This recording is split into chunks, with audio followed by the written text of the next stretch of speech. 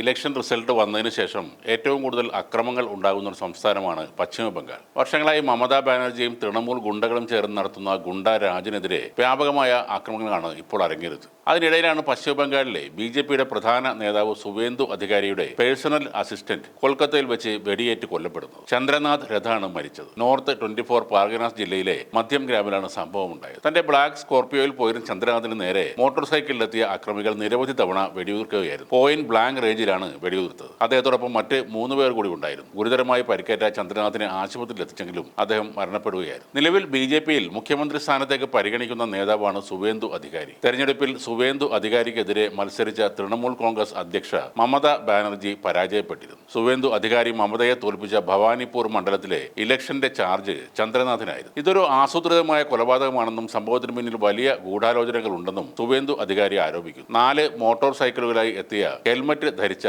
8 പേർ അടങ്ങുന്ന ഒരു സംഘമാണ് ഈ വെടിവെപ്പ് നടത്തിയത്. നെഞ്ചിലും വയറിലും വെടിയേറ്റ ചന്ദ്രനാഥ് സംഭവ സ്ഥലത്ത് തന്നെ മരിച്ചു എന്നും റിപ്പോർട്ടുകളുണ്ട്. അദ്ദേഹത്തിനൊപ്പം ഉണ്ടായിരുന്ന ബുദ്ധദേവ് എന്നയാൾക്കും വെടിയേറ്റിട്ടുണ്ട്. അദ്ദേഹം ഹോസ്പിറ്റലിൽ ചികിത്സയിലാണ്. ആക്രമണത്തിന് ഉപയോഗിച്ച മറ്റൊരു കാറിൽ ഉണ്ടായിരുന്നത് വ്യാജ നമ്പർ പ്ലേറ്റ് ആണെന്ന് പോലീസ് പറയുന്നു. ആ പ്രദേശത്തെ CCTV ദൃശ്യങ്ങൾ പോലീസ് പരിശോധിച്ചു വരികയാണ്. സുവേന്ദു അധികാരിയുടെ രാഷ്ട്രീയ യാത്രകളിൽ കഴിഞ്ഞ 10 വർഷമായി ഒരു നിഴൽ പോലെ കൂടെയുണ്ടായിരുന്ന വ്യക്തിയായിരുന്നു ചന്ദ്രനാഥ് രഥ്. സംഭവം അറിഞ്ഞ് സ്വകാന്ത മഞ്ജുദാർ, അർജുൻ സിംഗ് തുടങ്ങിയ മുതിർന്ന BJP നേതാക്കളും ആശുപത്രിയിലെത്തിയിരുന്നു. എന്നാൽ കൊലപാതകത്തെ ശക്തമായി അപലപിച്ച തൃണമൂൽ കോൺഗ്രസ് BJPയുടെ ആരോപണങ്ങൾ നിഷേധിക്കുകയാണ്. സംഭവത്തിൽ കോടതിയുടെ മേൽനോട്ടത്തിലുള്ള CBI അന്വേഷണം വേണമെന്നും യഥാർത്ഥ പ്രതികളെ ഉടൻ പിടികൂടണമെന്നും തൃണമൂൽ കോൺഗ്രസ് ഒരു പ്രസ്താവനയിലൂടെ ആവശ്യപ്പെട്ടു. പശ്ചിമ ബംഗാളിൽ നിയമസഭാ റിസൾട്ട് വന്നപ്പോൾ മുതൽ കൊൽക്കത്തയിൽ വ്യാപകമായി അക്രമം നടന്നിരുന്നു. ചരിത്രപ്രസിദ്ധമായ ന്യൂ മാർക്കറ്റ് മേഖലയിൽ തൃണമൂൽ കോൺഗ്രസിന്റെ ഓഫീസ് ഒരു ബുൾഡോസർ ഉപയോഗിച്ച് തകർത്തിരുന്നു. BJP പ്രവർത്തകർ വിജയാഹ്ലാദത്തിനിടെ ബുൾഡോസറുമായി എത്തി പാർട്ടി ഓഫീസും സമീപത്തുള്ള ചില കടകളും തകർക്കുകയായിരുന്നു. ബുൾഡോസറിൽ BJPയുടെ പതാക കെട്ടി മുകൾ ഭാഗത്ത് കയറിയിരുന്ന് പ്രവർത്തകർ അട്ടഹസിക്കുന്നതിന്റെ ദൃശ്യങ്ങൾ